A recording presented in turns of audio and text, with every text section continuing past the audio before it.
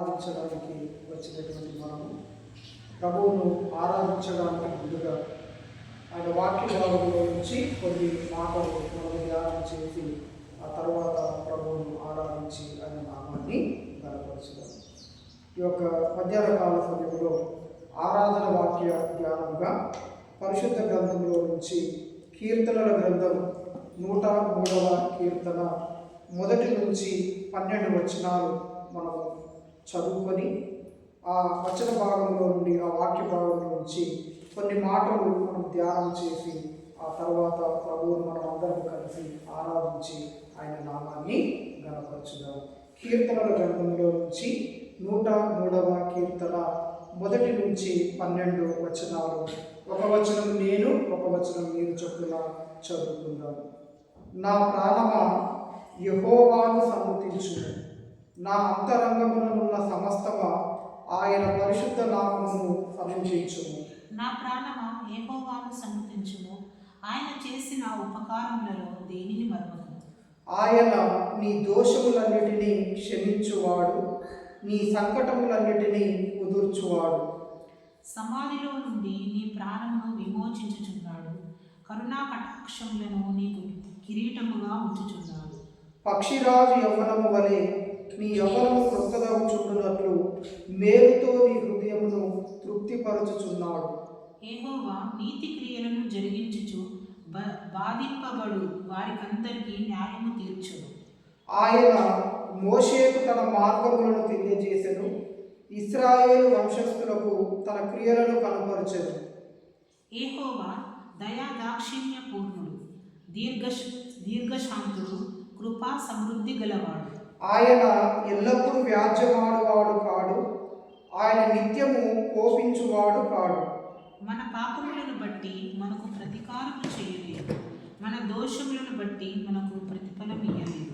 భూమి కంటే ఆకాశం ఎంత ఉన్నతంగా ఉన్నదో ఆయన యందు భయభక్తులు గల వారి ఎడల ఆయన కృప అంత అధికంగా ఉన్నది. పడమటికి తూర్పు ఎంత దూరమో ఆయన మన అతిక్రమములను మనకు అంత దూరపరిచి ఉన్నాడు.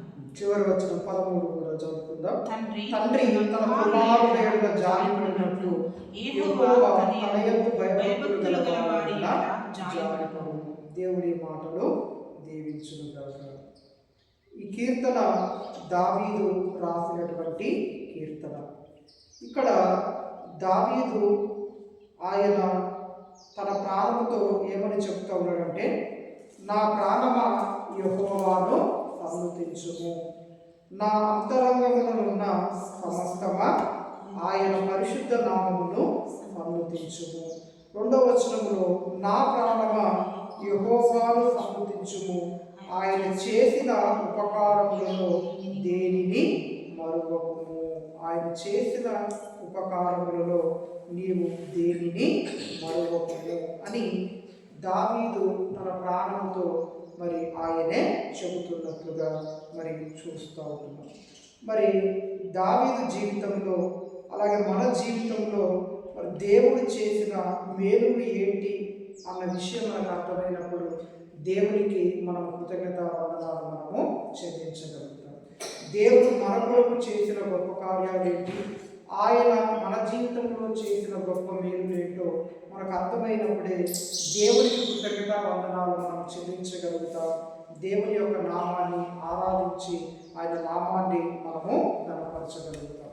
కాబట్టి మధ్యాహ్న కాల సమయంలో దేవుడు మన జీవితంలో చేసినటువంటి గొప్ప కార్యాలలో మొట్టమొదటి కార్యం ఏంటంటే, ఆ 3వ వచనంలో ఏమనుందంటే, ఆయన నీ దోషములన్నిటినీ క్షమించువాడు అనేటువంటి మాట. మొదటి మాట ఏంటి, దేవుడు చేసిన మొదటి మేలు ఏంటంటే ఆయన నీ దోషములన్నిటినీ క్షమించేటువంటి దేవుడు.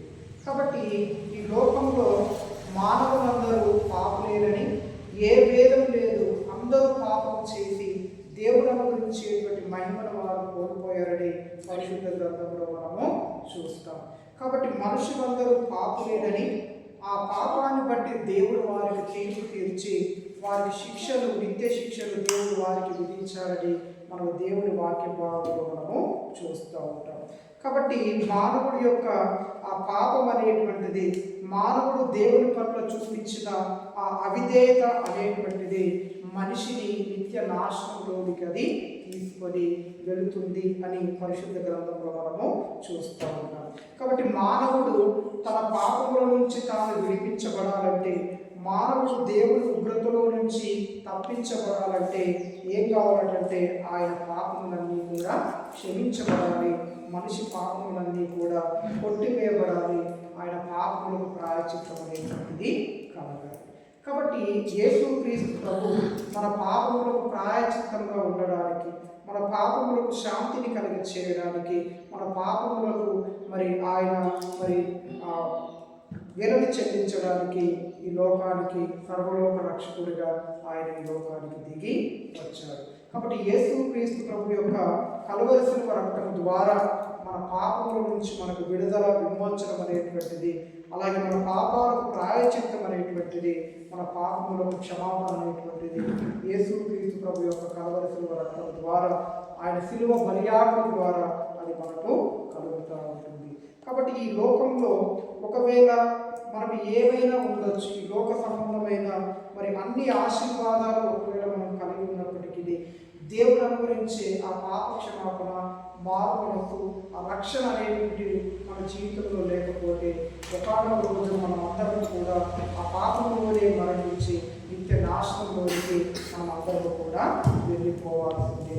కాబట్టి ఈ లోకమంతా ఒకరు సంపాదించుకొని ఒకవేళ తన ఆత్మను నిత్య నరకాగ్ని పాలు చేసుకుంటే మనకి ఏమీ ప్రయోజనం. కాబట్టి ఈ లోకంలో దేవుడు ఆయన మనకు పాప క్షమాపణను అనుగ్రహింపజేశాడు. క్రీస్తునందు విశ్వాసం ఇచ్చినటువంటి మనకు దేవుడు మన పాపం నుంచి విడుదలను, అలాగే నిత్య జీవాన్ని, పరలోక రాజ్యంలో స్వాస్థ్యములు దేవుడు తన కృప ద్వారా మనకి ఇచ్చాడు. కాబట్టి అందును బట్టి ఆ ప్రభువు మన కృతజ్ఞతా వందనాలు మనము చెల్లించాలి.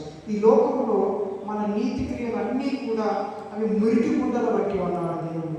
మనం ఏది చేసినా కూడా మన పాపాలను మనం పోగొట్టుకోలేదు. దేవుడు అనుగ్రహించేటువంటి ఆ పరలోక రాజ్యంలో స్వాస్థాన్ని మనం సంపాదించుకోలేదు. కాబట్టి నువ్వు ఎన్ని మేకలు కోసినా, ఎన్ని గొర్రెలు కోసినా, ఎన్ని తీర్థయాత్రలు చేసినా, నువ్వు ఎన్ని పుష్కర స్నానాలు చేసినా, ఎన్ని దాన ధర్మాలు చేసినా అవన్నీ కూడా దేవుని ఎదుట మురికి గుడ్డలు వంటివి. అంటే నీ సొంత ప్రయత్నాల ద్వారా, నీ నీతి క్రియల ద్వారా నీ పాపాలను నువ్వు పోగొట్టుకోలేవు. కానీ యేసుక్రీస్తు ప్రభు కలువరి శిలువలో కార్చిన ఆయన పరిశుద్ధమైన రక్తం ద్వారానే నీ పాపముల నుంచి నీకు విడుదల, విమోచనం అనేటువంటిది కలుగుతుంది. కాబట్టి యేసుక్రీస్తు ప్రభు ద్వారా మన పాపములకు క్షమాపణ, మన పాపముల నుంచి మనకు విడుదల, విమోచనం అనేటువంటిది, నిత్య జీవరాజ్యంలో స్వాస్థ్యం అనేటువంటిది మనకు దొరికింది కనుక ఆ ప్రభువుకు మన కృతజ్ఞతా వందనాలు మనము చెల్లించాల్సినటువంటి వారంలో మనము ఉన్నాము. ఇది మొదటి కారణం. రెండవదిగా కీర్తన 103 ఆ 3వ వచనం 2వ భాగం ఏమన్నదంటే, ఆయన నీ సంకటములన్నింటినీ కుదుర్చివాడు, నీ సమస్యలన్నింటి నుంచి, నీకున్న ఇరుకులు ఇబ్బందులన్నింటి నుంచి కూడా ఆయన నేను విడిపించే దేవుడు కనుక ఆ ప్రభువుకు మన కృతజ్ఞతా వందనాలు మనము చెల్లించాలి. తర్వాత 5వ వచనం 2వ భాగంలో చివరి భాగంలో చూసినప్పుడు, మేలుతో నీ హృదయాలను తృప్తిపరిచే దేవుడు కనుక ఆ ప్రభువుకు నువ్వు కృతజ్ఞతా వందనాలు చెల్లించాలి. దేవుడు మన జీవితంలో చేసిన గొప్ప మేలు, దేవుడు మనకు అనుగ్రహించిన గొప్ప ఆశీర్వాదం ఏంటంటే యేసుక్రీస్తు ప్రభువే. ఈ లోకంలో భౌతికపరమైన ఆశీర్వాదాలు మనం ఎన్ని కలిగి ఉన్నప్పటికీ కూడా అవేవి కూడా శాశ్వతమైనవి కాదు. అవేవి కూడా మన పాపాలకు క్షమాపణ కలిగించలేవు. మన పాపముల నుంచి మనల్ని విడిపించి దేవుని నిత్య జీవరాజ్యంలో అవేవి కూడా మనల్ని చేర్చలేవు. కాబట్టి దేవుడు మన జీవితంలో చేసిన గొప్ప మేలు, లేదా దేవుడు మన జీవితంలో అనుగ్రహించిన గొప్ప ఆశీర్వాదం ఏంటంటే యేసుక్రీస్తు ప్రభువును మన రక్షకునిగా ఈ భూమికి పంపించడం. దేవుడు మన జీవితంలో చేసిన గొప్ప మేలు, గొప్ప ఆశీర్వాదం. కాబట్టి యేసుక్రీస్తు ప్రభు ద్వారా తనకు గొప్ప రక్షణ భాగ్యం అనేటువంటిది దేవుడు తన కృప ద్వారా మనకి ఇచ్చాడు. కాబట్టి యేసుక్రీస్తు ప్రభువును సంతృప్తిగా సమాధానం ఈ లోకంలో మనము బ్రతుకుతున్నాం కాబట్టి అందును బట్టి ఆ ప్రభువుకు మన కృతజ్ఞత వందనాలు మనము చెల్లించాలి. ఒకప్పుడు మన జీవితంలో భౌతికపరమైన ఆశీర్వాదాలు అన్నీ ఉన్నాయి, కానీ యేసుక్రీస్తు ప్రభు మన జీవితంలో లేడు. ఆయన అనుగ్రహించిన రక్షణ భాగ్యం మన జీవితంలో లేదు. కాబట్టి దేవుడు ఆయన మనలో నివాసం చేయడానికి ఏర్పరచుకున్నటువంటి ఆయన ఆలయమైనటువంటి ఆ హృదయంలో దేవుడు లేడు. కాబట్టి దేవుడు లేని హృదయం, దేవుడు లేని జీవితం అది అసంతృప్తితో అసమాధానంతో మరి అది నిండి ఉంటుంది. కాబట్టి ఎప్పుడైతే యేసుక్రీస్తు ప్రభు మన జీవితంలోనికి వచ్చారో, ఎప్పుడైతే యేసుక్రీస్తు ప్రభు మన హృదయంలోనికి ఆయన మనకు చేర్చుకున్నామో, మన హృదయము గొప్ప సంతోషంతో, గొప్ప ఆనందంతో, సంతృప్తితో మన హృదయాలు నింపబడ్డాయి. కాబట్టి లోకపరంగా, భౌతికపరంగా ఏది ఉన్నా ఏది లేకపోయినా దేవుడు నాకు తోడుగా ఉన్నాడు, ఆయన సన్నిధి నాతో ఉంది, ఆయన అనుగ్రహించిన గొప్ప రక్షణ భాగ్యం నాకు దొరికింది, దేవుడే నాకు తోడుగా ఉండగా, దేవుడే నాతో ఉండగా ఇక ఈ లోకంలోని ఏది కూడా నాకు అక్కర్లేదు అన్నట్లుగా, లోకంలో ఏది ఉన్నా ఏది లేకపోయినా, ఆరోగ్యం ఉన్నా ఆరోగ్యం లేకపోయినా, సంపదలు ఉన్నా సంపదలు లేకపోయినా, ఉద్యోగం ఉన్నా ఉద్యోగం లేకపోయినా, కరువైనా లేమి అయినా సమృద్ధి అయినా, అన్ని పరిస్థితుల్లో కూడా దేవుడు మనలో ఉన్నాడు కనుక ఆనందంతో సంతృప్తితో మన జీవితాలను ఈ లోకంలో కొనసాగించగలుగుతూ ఉంటున్నాం. కాబట్టి మేలుతో మన హృదయాలను ఆయన తృప్తిపరిచిన దేవుడు కనుక ఆ ప్రభువుకు మన కృతజ్ఞత వందనాలు మనము చెల్లించాలి.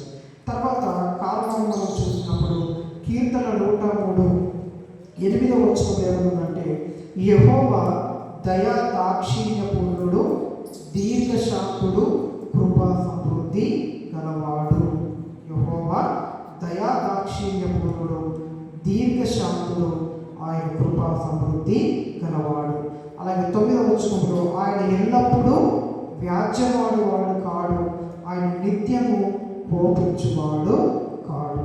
నోవాహు కాలంలో ఉన్నటువంటి ప్రజలందరూ కూడా దేవునికి విరోధులుగా మారి దేవునికి అవిధేయులుగా వారు జీవించినప్పుడు దేవుడు గొప్ప జలప్రలయాన్ని రప్పించి ఆనాడు ఉన్నటువంటి ఆ మానవ జాతిని అలాగే జీవరాశులన్నింటినీ కూడా దేవుడు మరి జల సమాధి చేసినట్లు మనము చూస్తాం. కేవలం నోవాహు కుటుంబం మాత్రమే ఆ జల ప్రళయంలో నుంచి మరి తప్పించబడ్డట్లు మనము చూస్తూ ఉంటాం.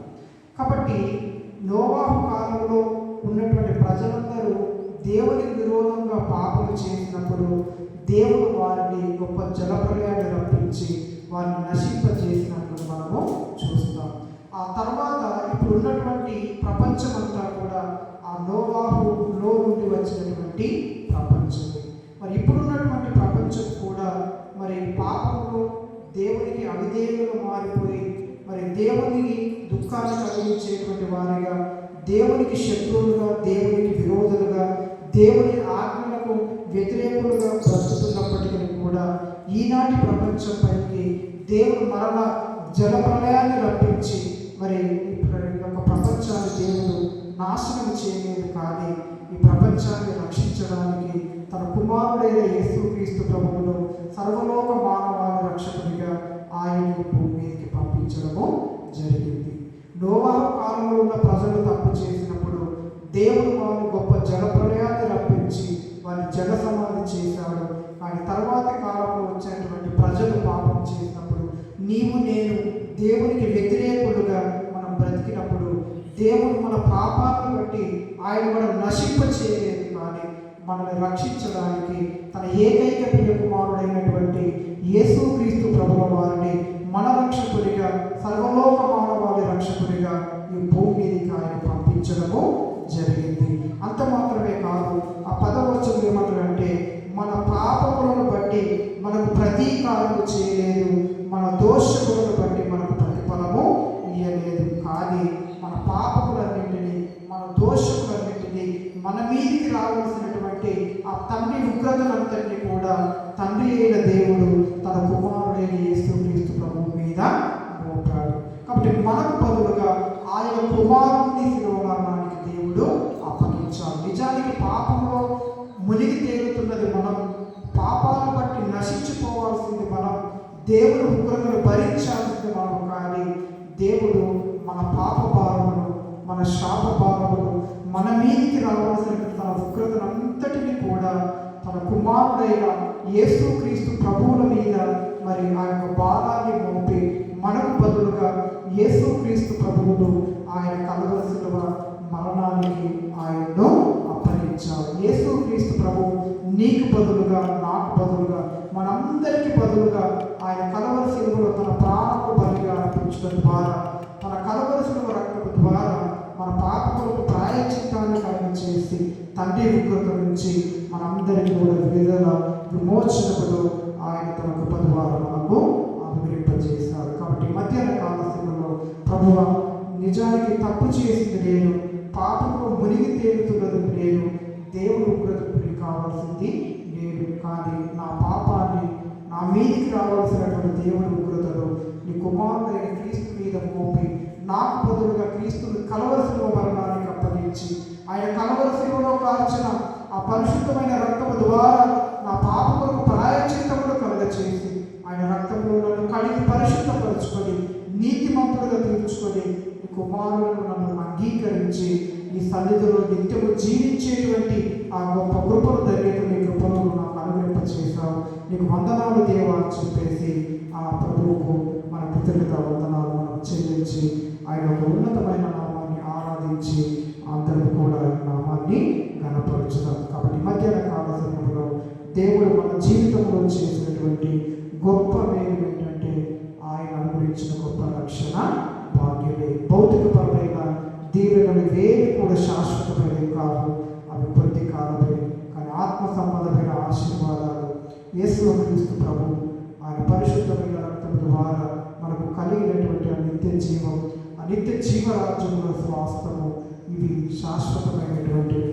కాబట్టి దేవుడు అనుగ్రహించినటువంటి ఆ శాశ్వతమైన ఆశీర్వాదాలను బట్టి పాప క్షమాపణ